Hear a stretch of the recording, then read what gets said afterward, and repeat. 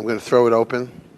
If you have a question on anything involving anything in the world, I can answer it. You know, nuclear physics, transportation in the 19th century, trade with China, you know. Do you know anything about the Yankees? Yeah, they won the war.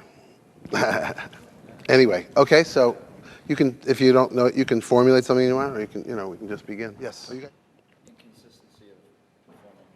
Inconsistency of performing. Performing at a level of feeling like you just, not that you try to play great, but you're sort of connected to your thoughts and what you were hearing and getting it out. You mean inconsistency as to when you're in the zone, so to speak? Just being in control of. Well, there's a couple issues there. One is you have to learn to play what is within your control. Because what happens is the mind sends messages that, like, you know, you should be playing, it should be more burning, or it should be more modern, or it should be more authentic, traditional, you know, whatever. The mind has always got possible criticisms. And when you try to respond to those criticisms, you actually move out of your comfort zone into a place that you're not familiar with. You see, because that's sort of the ego. The ego wants you, or we'll just use that as the word. The ego wants you to go for things that you haven't practiced and shouldn't be there anyway. So what you have to learn to do is play within it's very hard when you're in school because you're always learning new things. So you get into a sort of a diseased state of mind where anything you play with easily can't be worth much. You know, because people are so busy trying to learn new things that the stuff that you already own, oh, well, that's nothing. It's this stuff I got to learn this stuff, you know. And yet performance is always about playing well within that comfort zone. See, because you want what you play to resonate. And it won't resonate if you're not in control of the information. Now, how do you do that? How do you resist the mind's propensity for bringing up issues and messing up your groove, basically? Your groove is messed up in the mind. Or a lack of technique. You know, I mean, it's always two reasons why a performance doesn't go. One is you're not releasing yourself to the zone of just playing. And just for a moment, what does that mean? The zone is created by not criticizing yourself in performance. You cannot afford to criticize yourself in performance. That breaks the zone. That breaks the groove. But of course, you may hear notes that you don't like, but don't key in on that. As a matter of fact, in my book, there's an exercise in the second step where you practice a sort of a brainwashing thing. You brainwash yourself to like every sound you make. Not to flinch from any sound you make. That is the closest thing to enlightenment in music. Loving absolutely every sound you make, no matter where it is. See, already you're halfway there. People are intrigued with that because they don't accept themselves on that level. So when they see a musician accepting everything they're doing with love, that's half of the attraction, the music being the other half. And that takes practice. So the first thing you need to do is learn how to touch your instrument without thought. That way you stand a better chance of not thinking on the gig. That's a long process. The first thing that happens is you learn how to touch the instrument and not react. Now that may sound strange, but it's your reaction that gets in the way of the groove. If you go like this, you know, you're already trying to impose yourself on the groove. Here's the groove. There's one note, there's another. See? They all have equal value if you don't judge them. Can you feel that? This is no plan, but whatever I play just feels perfect. Unless I try to, you know, create it, plan it or something, you know, imitate that, then you'll hear it won't groove. Somehow notes will sound wrong when I try to place the notes too carefully. So performance is about not being careful at all. But to not be careful, where's your safety net? You know? Your safety net is in you. In other words, it's not in the fact that the audience will understand because you read a book, Effortless Mastery, and it said that it's okay to make mistakes, so hopefully all the audience read the book. You know, the safety net is never in the world. The safety net resides in you. For example, if you are always worried about having enough money, right? The safety net is not in having enough money.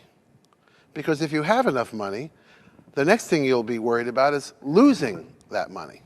Because the mind thinks. That's what the mind does. If you give in to the mind, if you are totally controlled by your mind, then you're always in a firestorm of mental activity. You know? And I guess 25 to 50 years of therapy would do something for that. I'm not an expert on therapy. But I tell you, there's another way where you just focus on something else other than your mind. And when it happens immediately. It happens all at once. And suddenly like, wow, I'm just playing. Because my hands are playing. You know?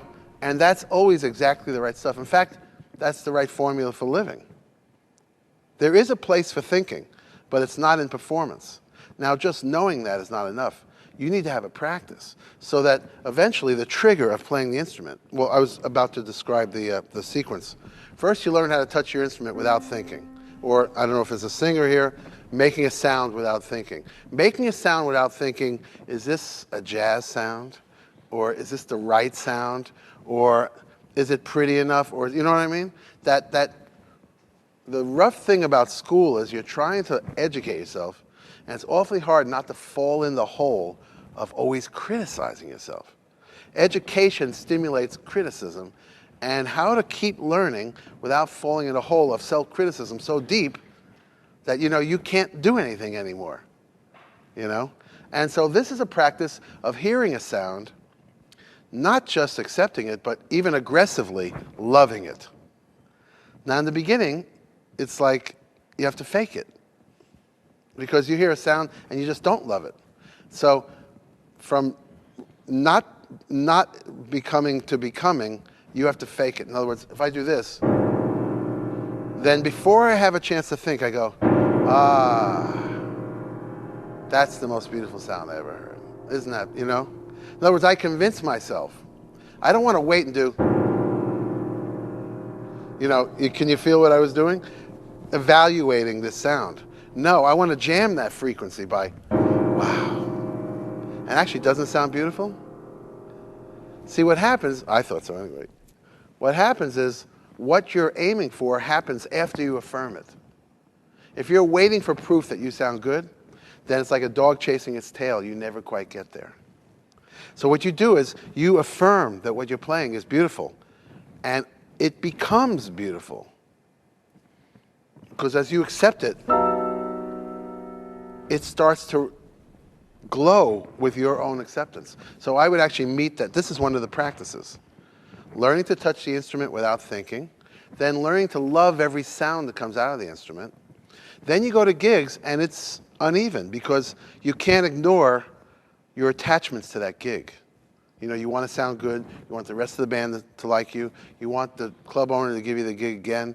You want, hopefully, a record producer to like you. You hope there's a critic there and he's writing good things, which he never is there. He occasionally writes good things, but he's never actually there. You know? So these things are attachments, which make it difficult to let go like you were letting go just in these practices. But as you keep practicing, letting go of your thoughts becomes less difficult to do and more natural. Eventually, you set up a program in your mind where to touch your instrument is to let go. When you touch your instrument, you go into a mental balance that you don't even own the rest of the day. That can be programmed. I mean, the good news is that that can be programmed. As you program that, the inconsistencies in your performance will disappear. See, because you're looking for something to happen on the gig, but the mental preparation for that has to happen way off the gig. Do you understand what I'm saying? Does that answer it, or do you have a follow-up question from that?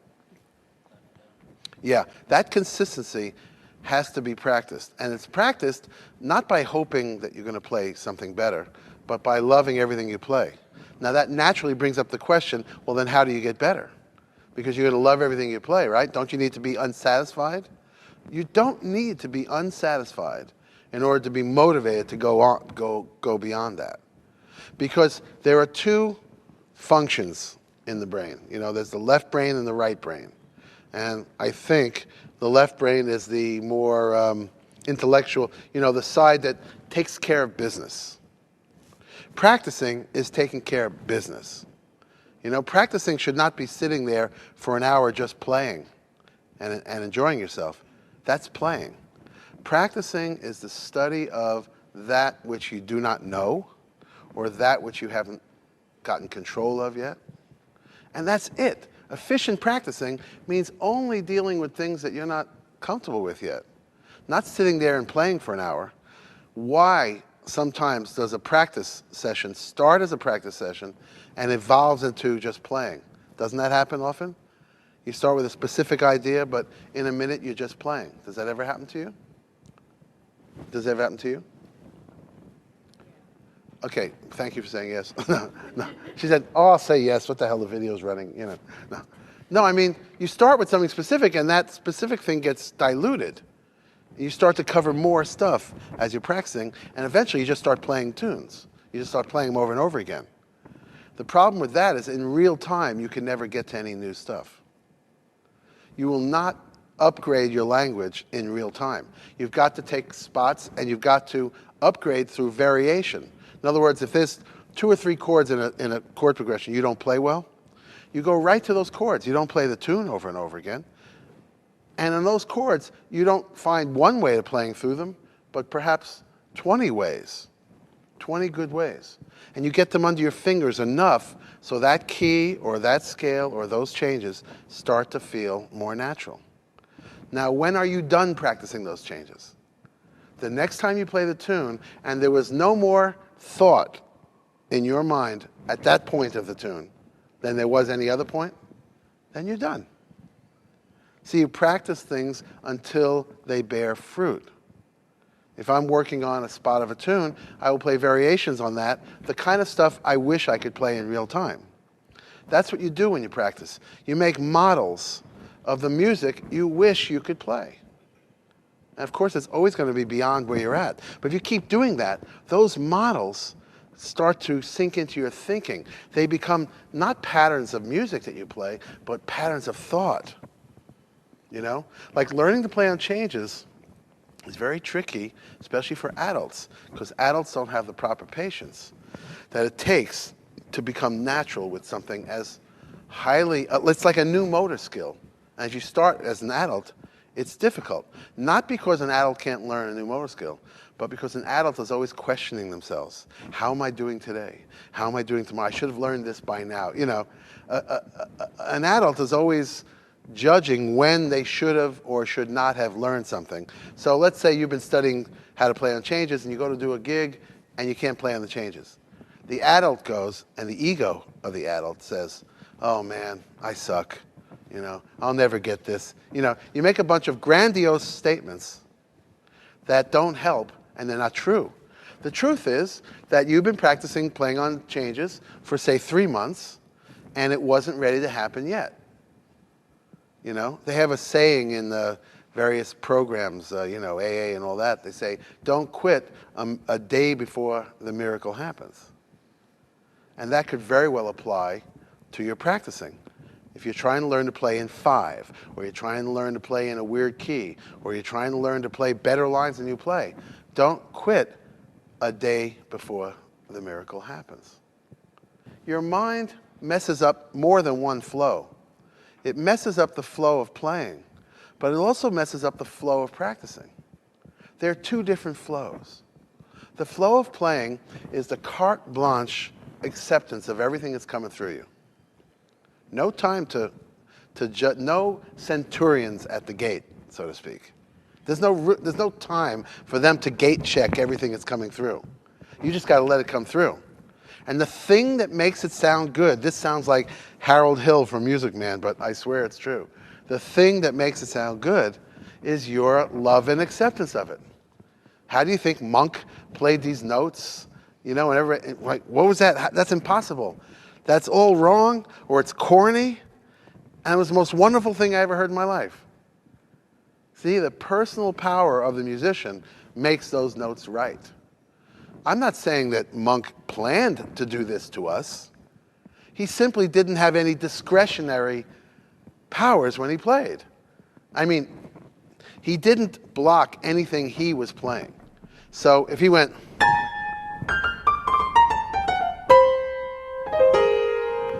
it was okay. And so the musicologist in the audience that day might have gone, wait a minute, I just told my class today that you can't do this. And what he just played changed my life. So wait a minute, I have to reconsider this.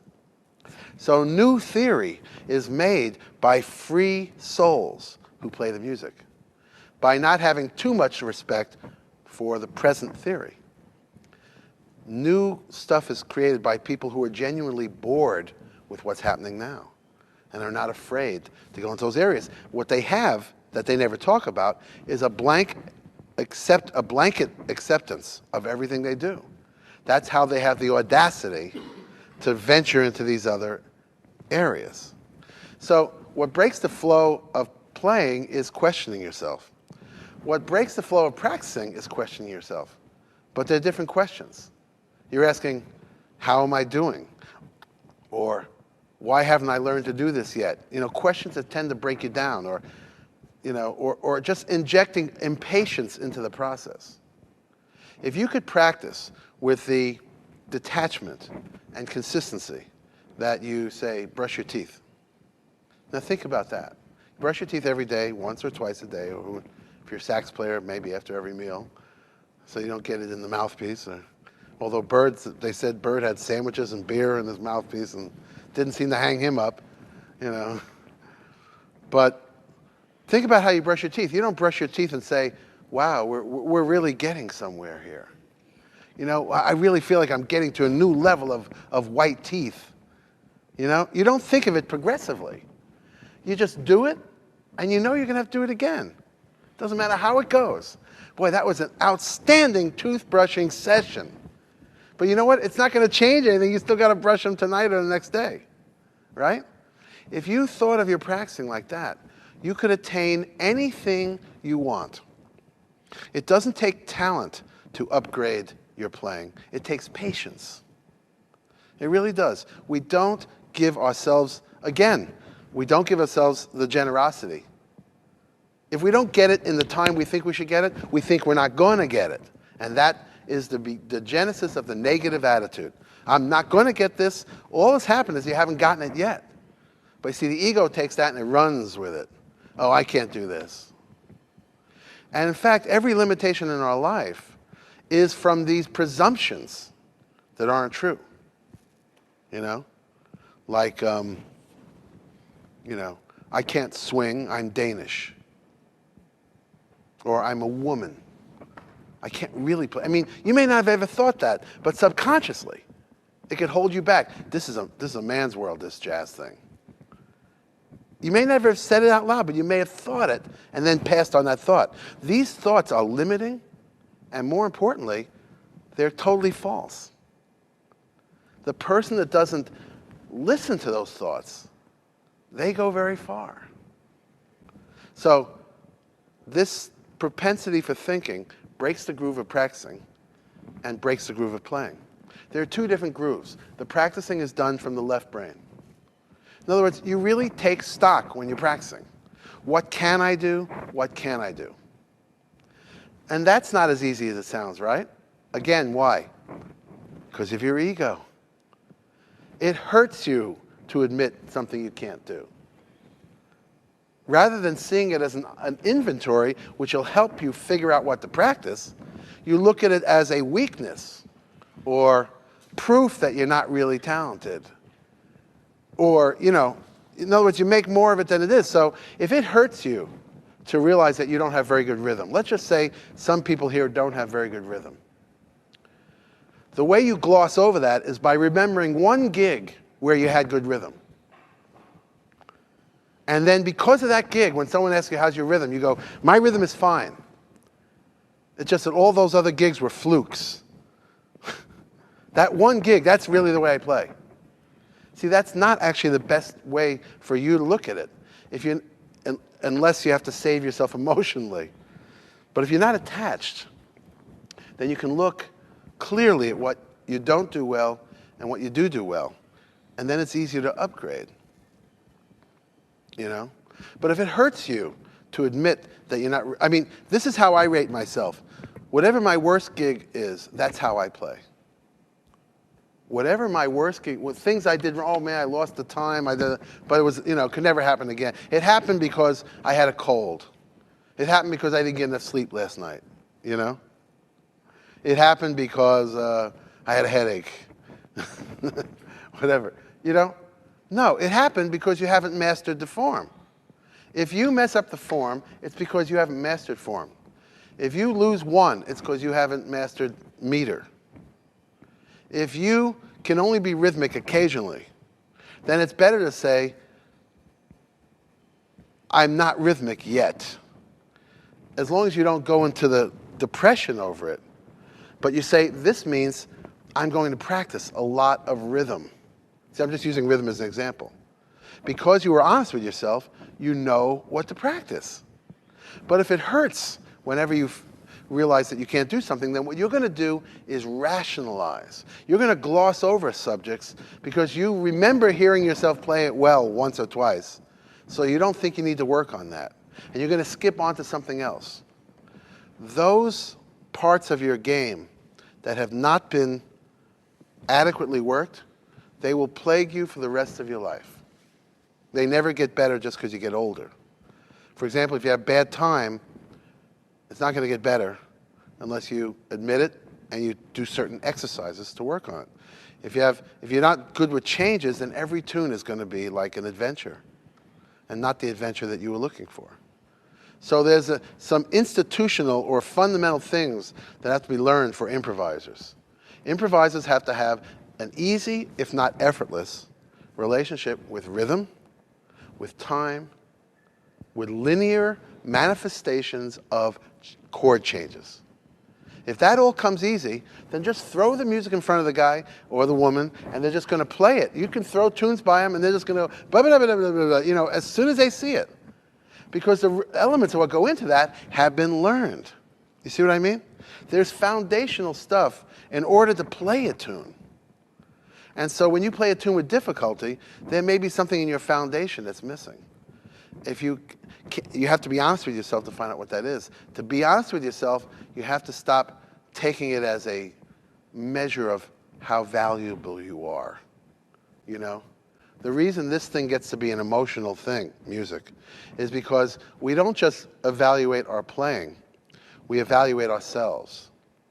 You know, on a day that you play very badly, maybe in front of people where it was important, you don't feel as worthy that day. Now maybe there may be exceptions here, but generally, you don't feel as worthy as a human being that day as you do the day that you really played great and a few people complimented you. Right? Do you find that true? That your self-esteem goes up and down with your playing. Does that happen to everybody here? Does that not happen to anybody? It's okay, I'd like to know. Well, that's an unhealthy linkage. You know? Your value as a human being is not to be tied into how good you play. For two reasons. One, spiritually, it's not true. You know? If you take the broader implication of what a life is, then it's so much more than a solo or how you play an instrument. I mean, that is just taking this broad thing and subjecting it to the most shallowest of definitions. I'm a good player, therefore I am a valuable person. Spiritually, that's wrong. That could be even thought of as a sin. To me, to devalue yourself that much is very ungodly.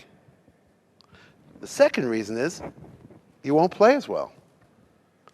If you are going to go up and down with how good you play, then it's going to become very important that you never go down. You always have to play good. There's pressure on you to play good. And it's just being put on by you. Because if you don't play good, you're going to feel bad. You know what I mean? Now, is that a bad thing? It is a bad thing because there's a paradox here. A lot of times I start clinics by saying, Think about a time that you really needed to sound good because of who was there and what you needed to do and what you wanted to show them. Or a jury, you were a jury, Think about that time. How did you play? When everything was, I got to really do well tonight. How did you play? Was that your best performance? Or was it your worst performance or somewhere in between? Did you not play better when you were just fooling around in the practice room the previous Tuesday? And then you get on this gig and everything feels like you're fighting through a paper bag or something. Did you ever have that experience? And it's just the time when you so wanted to play well. And then when you don't care so much, it all flows. So I adopted a philosophy about 30 years ago of not caring. And it's going well. It's going really well. It doesn't do me any good. If I'm going to play in Carnegie Hall tonight, it doesn't really do me any good to sit there going, wow, I'm playing in Carnegie Hall. That does not help my performance. Therefore, Carnegie Hall, Carnegie Deli, doesn't matter. Doesn't matter. You have to have that sort of attitude in order to be consistent wherever you play. In order to get to you, you have to not be impressed by the externals. In a way, it's a healthy way of not caring when you play. Of course you care. You wouldn't be in this school spending so much of somebody's money trying to learn to play if you didn't care, right? But it doesn't help you to be aware of your caring when you play. It helps to not care when you play. That gets it flowing. That's another way of getting it flowing. All these things take practice. You could agree with it, but then you can't do it. I get a lot of calls from people that say, I read your book and for 3 months, like you were even saying, I had a great recording session. I said, well, you have to be concerned whether it lasts. It's not that, the reason it won't last is because when you start to play well, that becomes your new attachment. Oh, wow, I tried this approach of detaching myself and I played great. And I keep thinking about that gig where I played so great. Next thing you know, it sets up an attachment for the next gig, and the next gig goes very poorly. Because you have an expectation that you didn't have on the first gig. That's the only reason that you were able to let go on the first gig. For some reason, you didn't have an expectation. I can't tell you how many gigs you travel with people and you're on a very long, 30 hours on a train, and one guy's got the runs and another guy's got pneumonia, and they're pissed off that they had to travel all that way just to play this one damn concert. And they say, I don't care about this gig, and this promoter can't treat us this way. We'll show them. We don't give a shit about this gig. And you know what happens, unfortunately? They play their asses off. Because they go in there like, I don't care about this promoter, and I don't care about this audience, and I'm so pissed off at being on the train for 30 hours. And all that sets up such freedom. That's the best gig. I remember gigs like that. Then you play there the second night.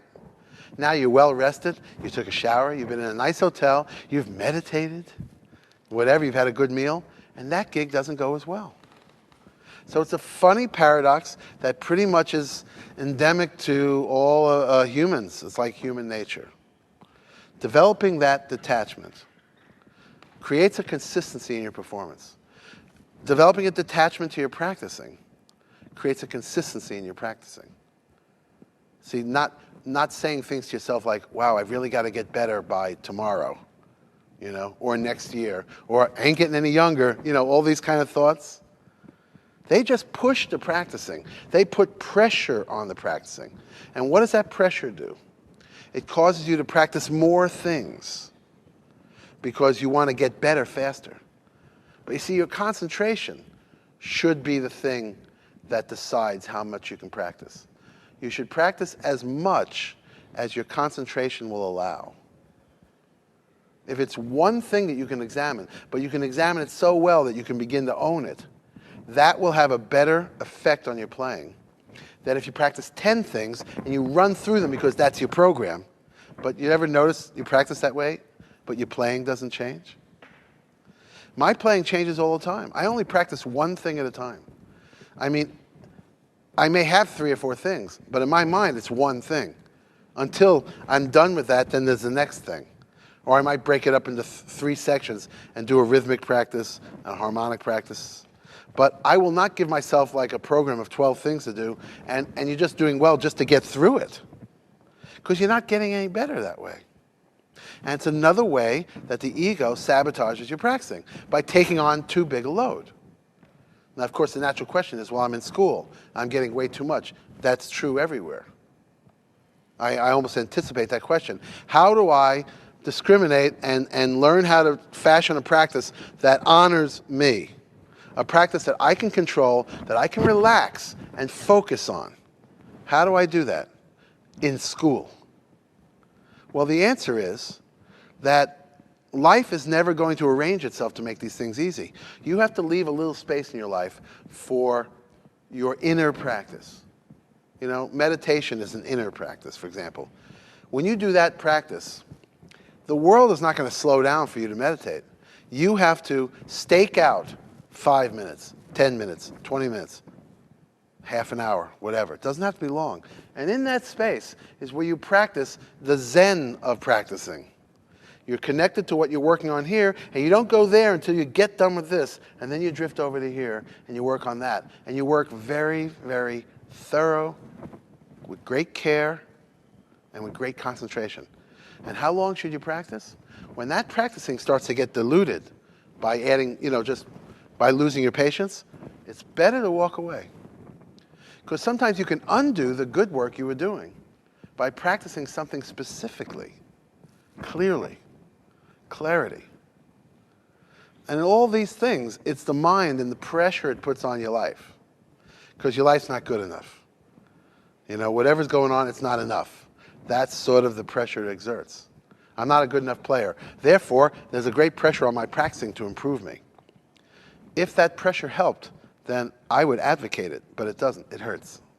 Because it takes you out of focus. And it doesn't allow you to really fully own some of the important foundational stuff of music. Own rhythm.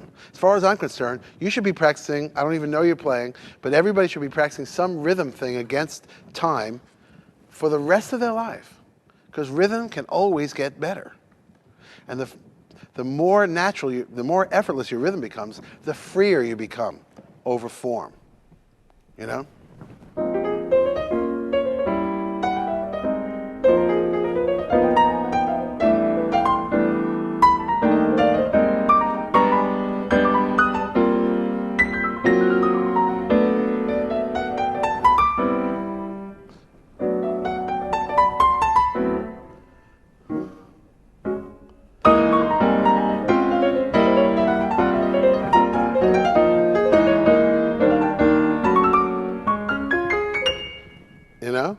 The easier it comes to you, the freer you're going to be.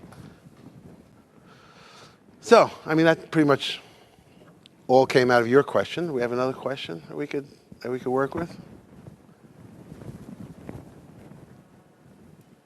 Yeah. How much should you balance practicing on specific things and also practicing your performing?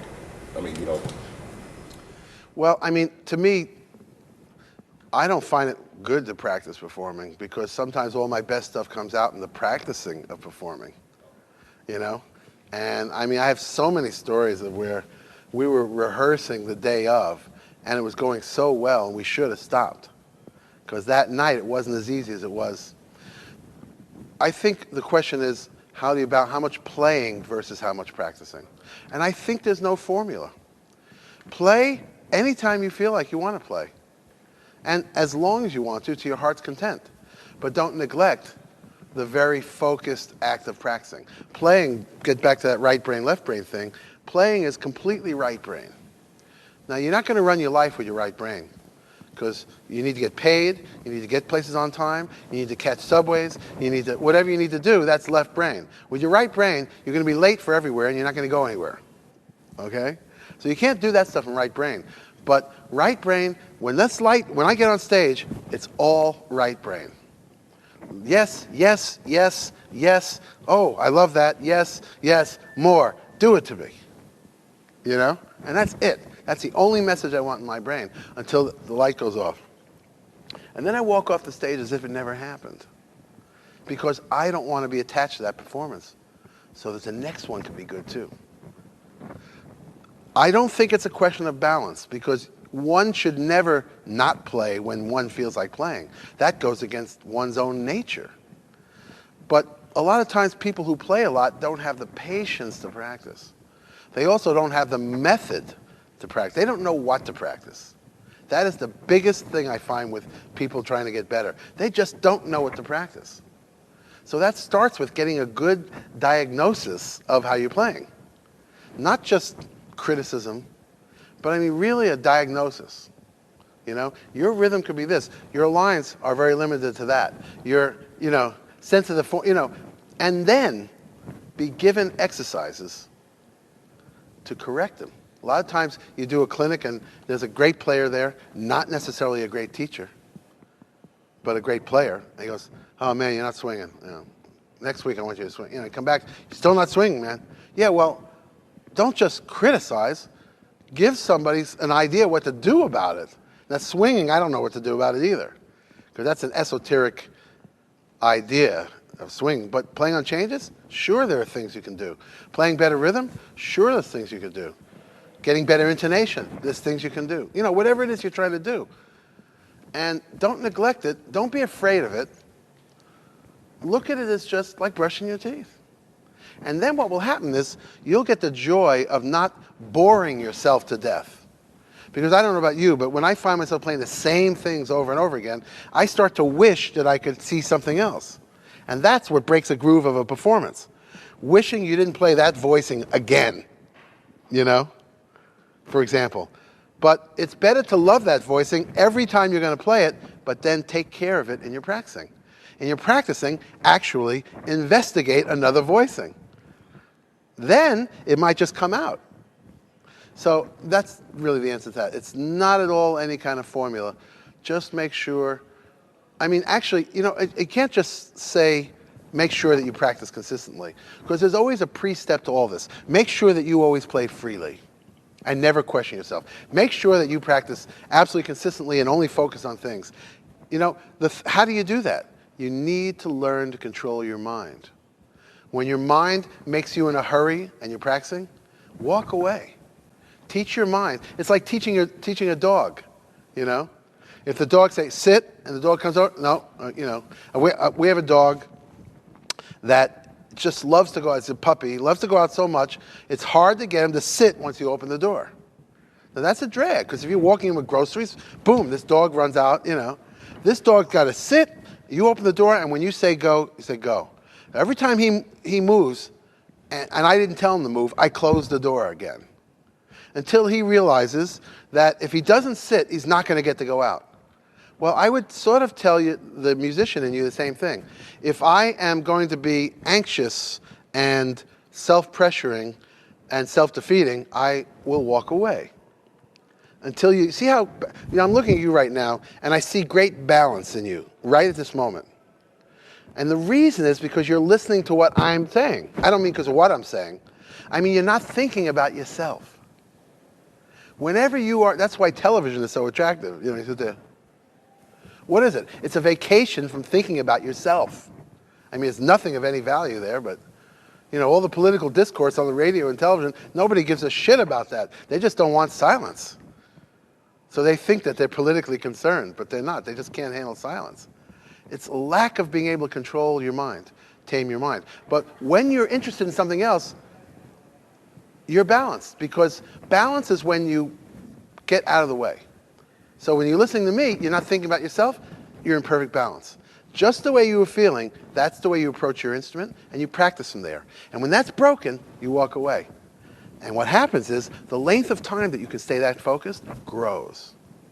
See, if you let that practice morph into just, I just got to play, then it gets fuzzy. What happens is it's a dilution of this perfect focus you had. But if you stop as soon as you lose the focus and you walk away, now that you've made markings at what the length of time you can focus is, that length begins to grow.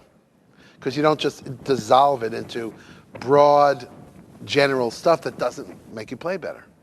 So it's like an assembly line. You work on things and you're practicing, and you work on them until you hear them in your playing. And you're not looking for them. Everything I practice, I never, ever care if I ever hear it in my playing or not.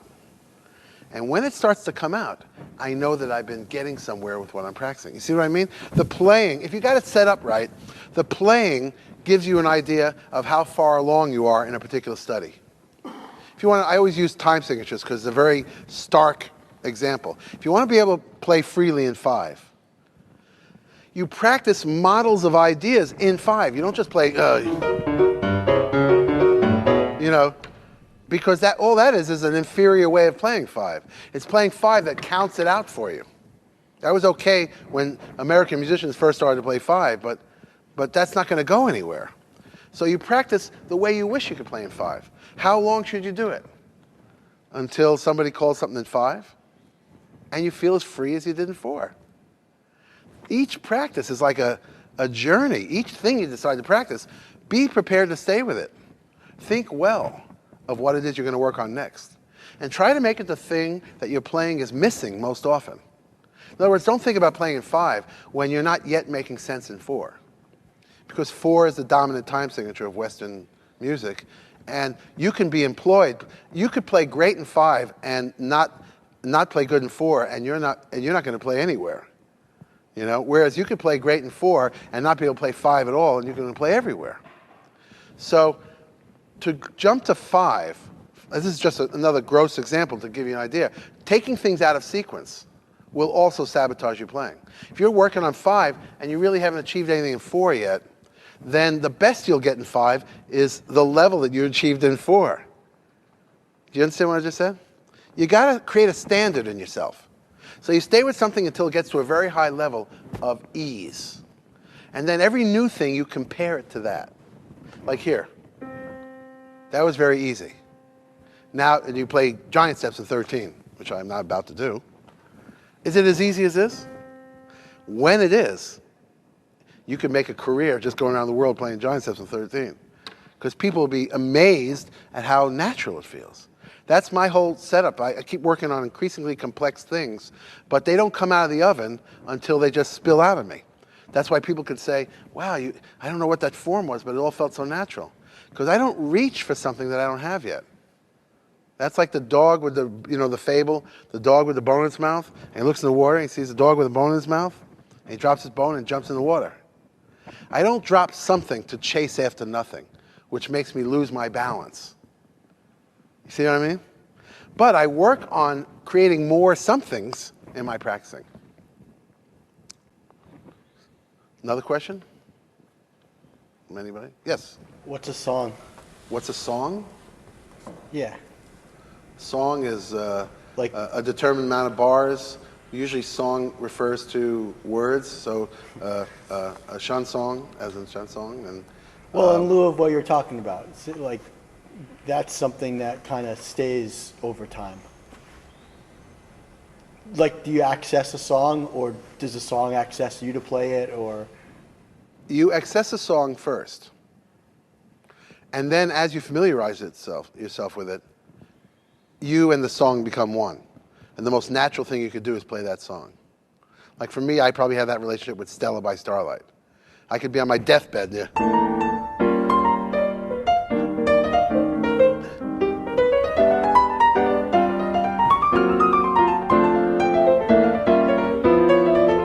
Now, the reason I'm playing that so well is because that key is comfortable. Most of those chords are comfortable. And I don't have to be too interesting with my lines because the chord progression of Stella is so interesting. So, but whatever, that's like being home playing Stella by Starlight. So it starts with you, and now my question is when I start with a new tune, I will work on that tune until it starts to feel like that tune. Because that's when my voice starts to come out on the song. Your voice won't come out on material you're not familiar with. So for example, here's a very good strategy. If you're going to do your recording, your CD, and everybody will, not that the world needs it, but you will anyway.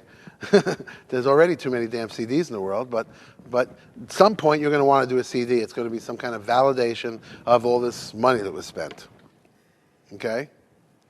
Now, it would be a mistake to record the things you're working on. Record the things you know. See, because we don't want to know what you're working on. We want to be enlightened. We want to be, enlivened. We want to be charmed. We want to be lifted up. Once you get out of school, that's it for projects that, playing things that you don't have control of. You better go out there and have total control. It's funny, when I think of a singer, I think of one of the most compelling, amazing performances I ever witnessed was, I only saw Carmen McRae one time. But it must have been like what it was like to see John Coltrane. Because, it was such presence that as soon as she got up on stage, you were already like, this woman was so in her body and so in the moment and in such control of the material she was about to do that her presence was a concert. These are the higher goals of concerts. Not to show people what you can do or what you're working on. How did we get that question? Oh, the song, yeah. Do you think that most jazz artists today who have recorded things had success, or even in the past, do you think they understand why they music is successful, or they understand? I think the people that are successful, meaning people tune into their music, Yeah, or music is played well. yeah. Well, that's a little broader. I don't know. I would say that everybody that you would say the music, they're successful because of the way the music comes out. Another way of saying is that they are in complete control of the material they're playing. That maybe their music was a different branch that needed to be explored. Well, sometimes, but not always. Sometimes someone marks out a space for themselves because there's a sound that they find that they really connect to. By the way, if that discovery is not sincere, if it's a strategy, it usually doesn't work out.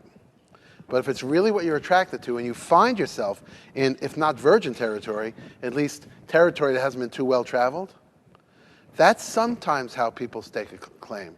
I think of people like John McLaughlin, who definitely went places that still people can't go. And he's, he would have been famous for other things, or I think of Chick Corea. The level of attainment of Chick Corea is truly amazing, or Keith Jarrett, who just by playing sounds that he so loved, actually took us into some sounds that you take for granted today, but those sounds were not to be found in jazz music before Keith Jarrett. Like that funky was not played in jazz before Keith Jarrett. It was here, obviously, but it wasn't played in jazz. So sometimes it's that. It could be the most conventional music. There's a lot of ways of getting over, and there's a lot of ways of being successful. The strategy that I've been following is to connect so deeply with what I'm playing that I don't have any definition of it, but it's just one attraction after another. See, successful playing, and let's get off the mastering of language subject. Let's assume you've mastered the language. That doesn't make you a successful player. There are people that can play the language very easily, and they're totally uninspiring. There's people that may not even play that language as well, and they can be inspiring. You ever noticed that phenomenon? Why? Anybody know why?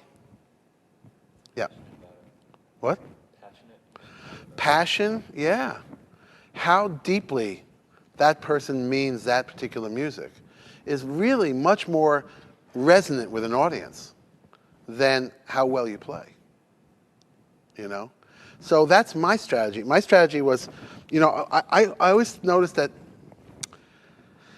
like Brazilian percussionists were thought of as such, high free spirits, and percussion, like people from like different ethnicities, and that a guy from Brooklyn or from Long Island shouldn't expect of himself the poetry of life that, say, someone from the rainforest, And then I realized everybody's got everything inside them. You just have to develop it. I became special in my own way for being from Long Island. What I had to do is continually go deeper and deeper into what that is. Go so deep that as soon as I start to play, I start to go into a trance from what I'm playing. And by learning to do that, I have joined the other spirits who I've seen, who I normally wouldn't have thought felt part of. Because the secret of these spirits is how deeply they love what they're doing. That's a strategy. Another strategy is to adopt a music that can be universally popular with much less. But then that's like the stock market. If you get lucky, Does that answer your question? Because I think it was something else. Yeah. It does answer it? Well, also, if all musicians with the high level of attainment, you're speaking of, but Technically, you mean. not even technically, but just or musically. Well, you mean rhythm, harmony, and melody? Or you mean high level of attainment in terms of the wisdom of what they play? Well, you said Carmen McRae has the presence, and that she. That's a high attainment of human terms. Okay, that And that's what graces the music. Yeah, like you're talking about Chick Corea, Kiche. Yeah. But they both sound different, like phrasing, they sound different. Absolutely. How do you feel about phrasing and improvisation? Well, you see, there's no one standard for phrasing. But the phrasings that sound right are the phrasings that are natural extensions of people who play and go on automatic pilot. They go in the zone. They go, as I said in the book, in the space. These are the phrases there's no one universal language that will come out if you go into space. And now everybody will sound like that. Do you feel like people's phrasings are different because they're different individuals? Even Yeah, if they're all fully really well musically trained? Yes. For example, it is clear that Chick Corea played Latin music. It's not so clear that Keith Jarrett played Latin music. Well, I can hear, that's one of the reasons his phrasing is different. You know what I mean? So influences, on a tangible level, influences will affect your phrasing. For example, if you grew up listening to pop music, you started playing jazz at 19. If you ignored the pop music, you would be not playing to your strength. You'd be trying to be somebody else, and so you would be weaker for it. So a real phrase, it's not, again, it's like your question about what's the balance of practicing and playing? There is none. The difference in phrasing is difference in people's anatomy, how big the hands are or how much breath control they have, in their upbringing, their emotional makeup. If somebody is angry, then they should play angry, because otherwise they're avoiding their own strength. Your strength is in what's really happening with you, not who you'd like to be. Although you can certainly practice upgrading things about yourself. But basically, if you ignore the things that you are presently about, that's your playing lacks strength and attraction.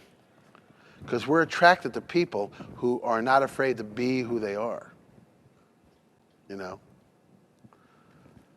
Does that answer that? Okay. Another question?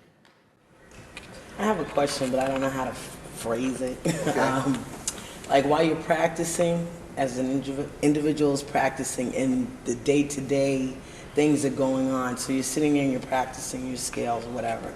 And then you start thinking about, I got to do the dishes, I got to call the phone company, or, just how do you manage the day-to-day things during practice, like the scenes come up. You have to learn to manage your mind.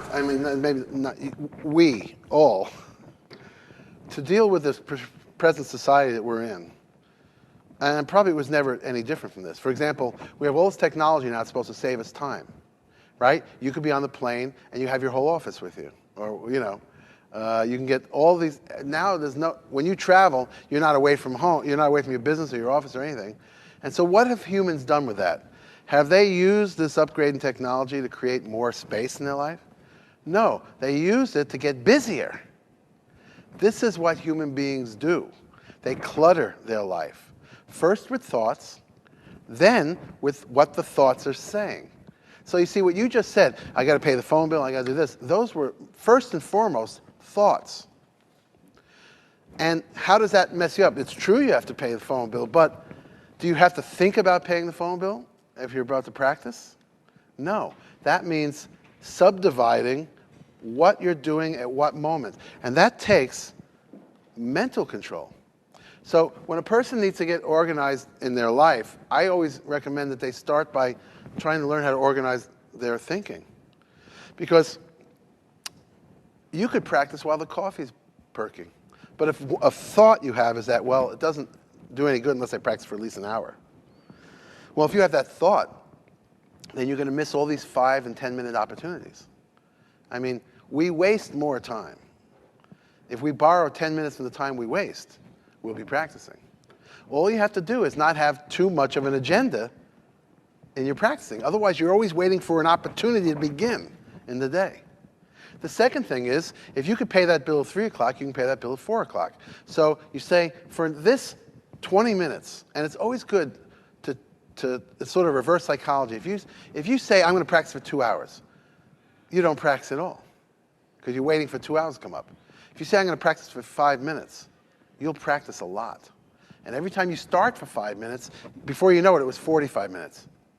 So then you start to expect 45 minutes, and you're not practicing again.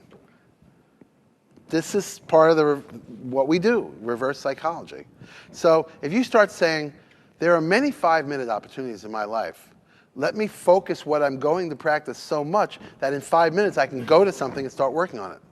For one thing, it'll feel good, because you'll finally start to feel that you're not a hostage to the external events in your life. Like and I mean, you're not alone. I mean, we all empower the environment to affect us, and it always will. But how much it affects us is up to how we train ourselves. So if I say, I'll have a student that say, well, I didn't practice last week, I lost my girlfriend, or my mother died. I say, well, then you forgot what we talked about. Instead of not practicing at all, why didn't you practice 5 minutes? 5 minutes is always your way in. So if you say, I'm too emotionally upset to practice these days, instead of not practicing, practice 5 minutes. And you will be amazed and pleased with yourself that now these things that come up are not blocking something you got going, something you got started. You have to really come up with strategies. Slip it in there and slip it in there. And every time you do it, that 5 minutes usually is 10 or 15. And so you are functioning even in the face of resistance in the form of the world. That's how you do it. So it's easy for me to say to you, don't think about paying the bills when you're practicing, but how are you going to do it? It comes down to some mind control. There are many modes of study for mind control. There's meditation, there's running, there's mountain climbing, there's Zen, there's Est, there's Scientology. I mean, all these things wouldn't have any attraction if people weren't personally conducting their lives with more power. So it doesn't matter, but what a musician does too often is underestimate how their mind is screwing everything up. They say, well, if I just play good, that'll all take care of it, But if you realize how many ways you're sabotaging yourself every day, all of us, then you realize you're trying to walk uphill, and like, is it Prometheus? No, he was tied to the rock. Who's the guy that always had to push the boulder up the hill? One of those guys. We'll get the information for the next video. It's a Greek character, a god. He's always pushing this thing up. That's the way we lead our lives.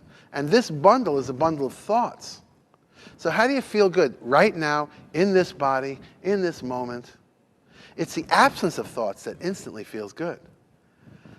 Find a mode of study that will help you have more and more times where you're not thinking. But it just adds so much power and organizational ability. I used to have, I'll catch you in a second. I think I ruined much of my life up to this point worrying about things that actually never happened. And I heard this once, someone said, 99% of the things I worry about never happen. So I'm going to keep worrying. As if, he was joking, but as if the worrying was what was keeping them happy. You're wasting your time worrying about things that aren't happening today. And I started to adapt a phrase that was very helpful to me. I'm not going to ask questions today that don't have answers today. In other words, if I ask a question, like, should I stay in New York? I don't know. There's no data today. I'm not going to spend the rest of the day going back and forth. Well, I should move. Oh, no, I better stay here. Have you done, what I mean? An important decision. You go, when the answer's not there, stop asking the question. Because you're ruining time that could be potentially applied to the moment. Something that can be done. And you may be able to order yourself. I mean, when I share my experience, I have to say that my mental processes never got any better until I actually took a course here or there. You know, I actually had to do something. There is strength in numbers. There's a power in a group. You know, from everything from getting sober to exercising to, you know, if you put me in a group of people who are exercising, every day I will actually start exercising. Miracle though that may be. Because I'm susceptible to a group. I'm spending time with a group, and that's what everybody in the group is doing. So if everybody in the group is learning how to master their mind, I'm spending at least an hour a week on that study. And musicians would do well to add that to their work, because it will maybe facilitate the rest of what you're doing. Yeah, you had a question? Sure. It was kind of an afterthought, but a lot of what you've been talking about is sort of setting the table to release this kind of stored up knowledge, thought process, whatever you want to call it. Do you think that this is a process, or do you think that this transformation of consciousness can happen instantaneously? That's a great question. A very important question. Because the answer is both. It is a process. And yes, it can happen instantaneously. So how is that possible? I'll explain. It does happen instantaneously. When you change consciousness, it's like, whoa, but it doesn't stay. You can't hold it. Let's say you experience complete freedom in your playing, but for how long before you start getting bound up again? So the process, we all have an epiphany or a peak experience where I bet everybody here has had an experience where, for whatever reason, they broke through and it was the best playing they ever did, the best singing they ever did, and they felt like they weren't even doing it. Because that's what that experience feels like, by the way. You feel like someone's doing it for you, you know? But it hasn't happened again. Or it hadn't happened often, and it can't happen when you choose to make it happen. So the answer is, breaking into that consciousness can be instantaneous. Learning to hold it, to be able to choose to go into it, like when the performance is important, I say, I'm going to go into that space and I'm going to let myself be a vehicle for this sound, and it's going to pour through me. To be able to say with certainty, I can do this whenever I want to. In other words, be able to establish yourself in this very pristine space. That is the process. Learning to stay there for longer periods of time. The process is basically anything that brings you into that space. So let's say you do take a course, and that course is once a week. For an hour, while you're there, you're going to make contact. And if you didn't take that course, you wouldn't. It would have been connected to the rest of the craziness of your life. So by setting something up institutionally in your life, you have to revisit it every time it comes up. That's one of the values of taking it seriously enough to actually find something to do. You know? Something to do to master your mind. And practicing staying in that space, the more familiar you get with that space, the more you can go, okay, I'm there, and not get all excited about it. Because the reason we can't hold it is because we get excited about it. As soon as you get excited about it, it's gone. You go, wow, I'm really swinging. Uh-oh, where'd it go? You know, almost as soon as you acknowledge how good you're playing, you ever notice that? It starts to tank on you. So the practice is in not really noticing. I don't really notice how I sound. I notice how it feels.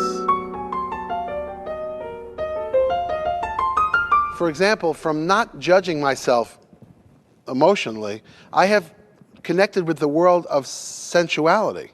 What it feels like to play the instrument. The greatest singers are reveling in the sensuality of how their throat makes sound. They're actually enjoying the feeling of the notes coming out.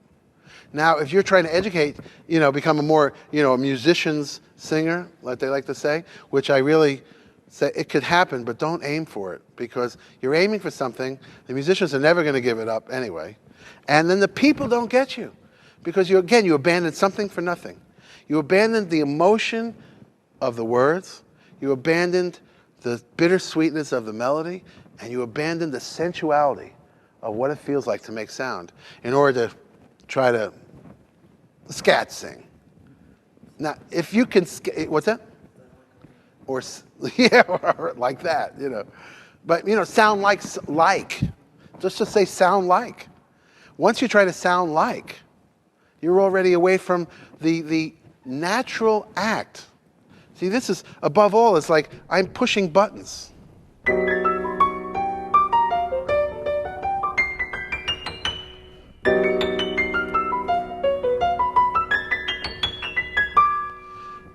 I'm in tune with pushing the buttons.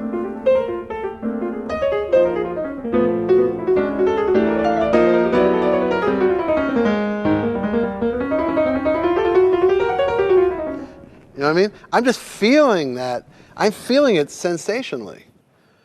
So when you get past the world of thinking, you fall into the world of feeling. And then you jump right back into the world of thinking because you say, this is not me. I'm not comfortable. If you're a person that thinks too much, if you have a moment where you're not thinking, you're going to get so excited that you're going to start thinking again. So the practice is in learning to stay there longer and longer until this is who you are. To make that who you are is a process. To experience it is instantaneous. One thing I find if these concepts apply to teaching, particularly younger students, high school students, actually going back to the subject of phrasing and slinging, can you maybe expound on that? Well, yeah. I mean, I haven't had a lot of experience with pre-college people. I have had some.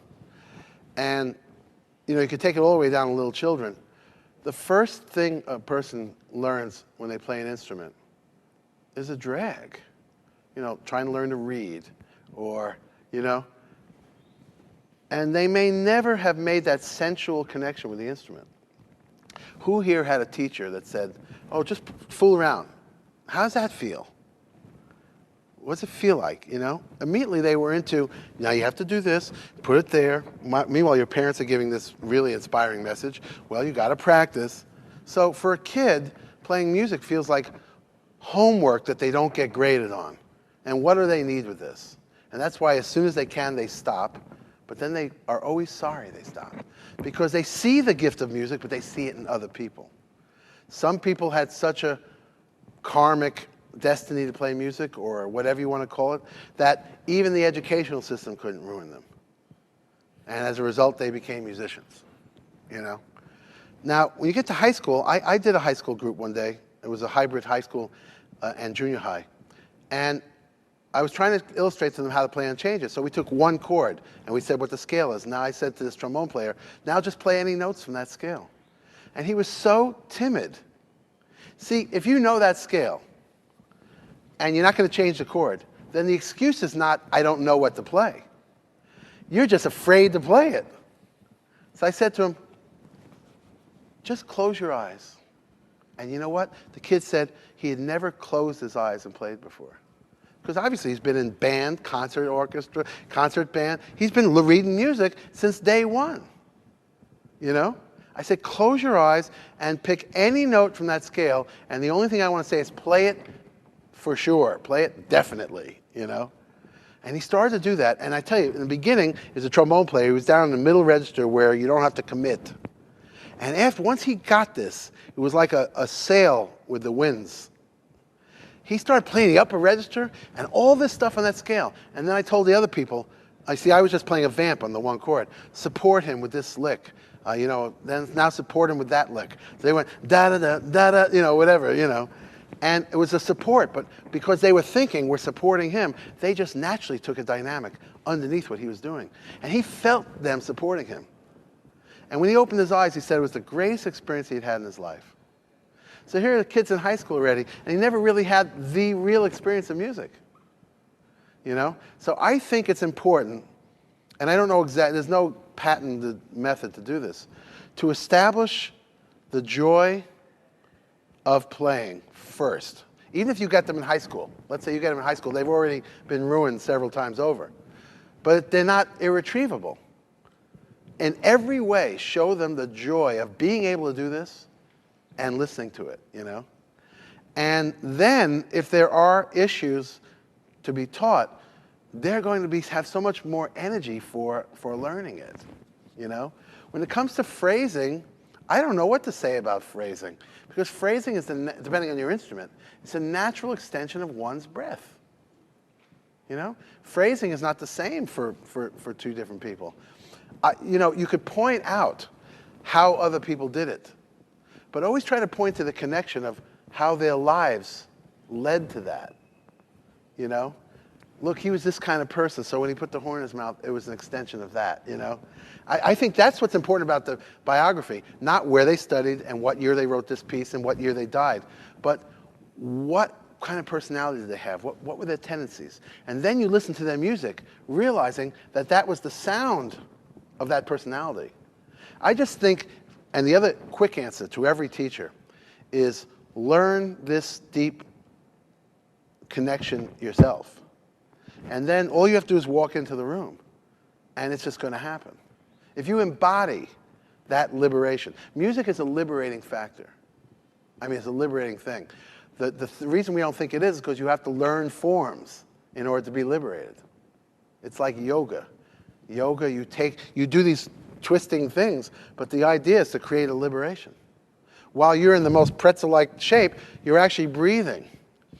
And you're actually more comfortable, if you're a master at yoga, that person that looks like they just stuck their big toe in their ear, that person is more comfortable than the guy lying on the couch.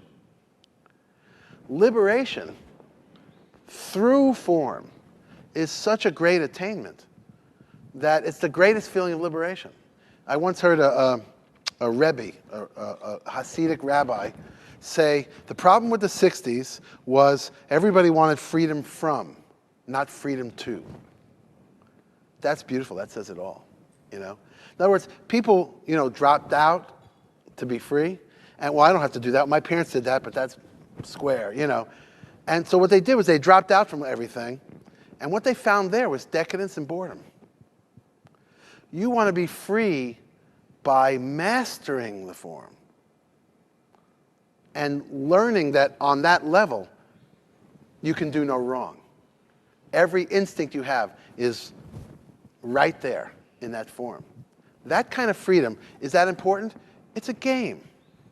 Human beings are here. We're here. We got to do something. I mean, a person doesn't have to do it, but we have this ability to master ideas and forms and then transcend them. It's a great way to spend a life. It's a lot better than just flipping through TV Guide. You know? Now, somehow you communicate that by that's what you embody. I could teach, I do feel I could teach any class, and within a short time, they would share my excitement for the subject. And I think it's important to get them on board that way. More important than teaching them anything. Because what's the point of teaching somebody something about phrasing when basically they've never experienced why they're even playing? That's the biggest question. Why are you playing? You know, there was a part in my book, Why Do We Play? You know, it starts with an attraction. You hit a note and you went, wow, that is amazing, you know. But after a while, it gets to be about all these sort of lesser things, like, well, I started, I can't stop now, I gotta be a success, or he plays next door, and I, you know. But ultimately, getting back, I try to get back to that wonder like the first time, every time.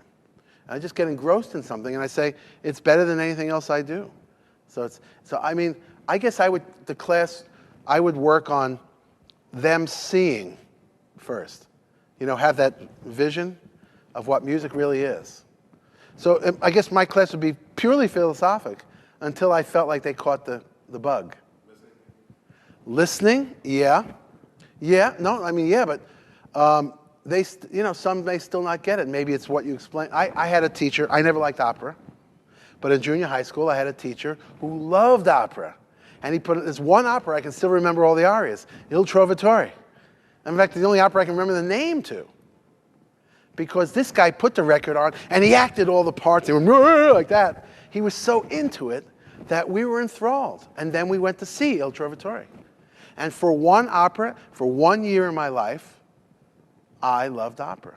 See, seeing it through the eyes of someone who loved opera. So I guess, you know, let your love of the music yourself just shine through. And that may be the reason. We had another teacher who was our theater teacher, and he made so many people, for so many people who came through his class or his experience of knowing him, that was the most special thing that they ever had in the whole 12 years of public school. Many of them went on to be actors. It was the charisma of this guy. What is the charisma made of? It's made of his genuine love for theater. I think that's the easiest way for students to piggyback on a teacher. Say, hey, look, I already know how beautiful this is. Get on my back, and I'll show you.